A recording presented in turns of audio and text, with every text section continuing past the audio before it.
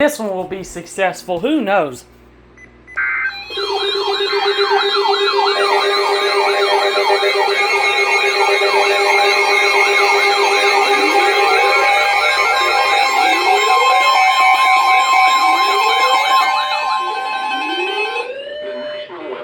In Wilmington has issued a severe thunderstorm warning for central Brunswick County in southeastern North Carolina, east central Columbus County in southeastern North Carolina, until 4:15 p.m.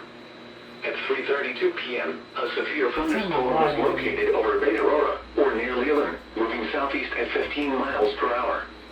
Hazard, 60 miles per hour wind gusts. Source, radar indicated. Intact. Expect wind damage to trees and power lines.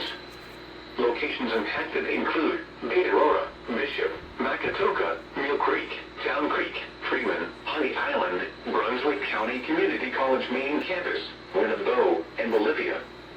For your protection, move to an interior room on the lowest floor of a building. Please send your reports of hail or wind damage, including trees or large limbs down, by calling the National Weather Service office in Wilmington at 1-800-697-3901.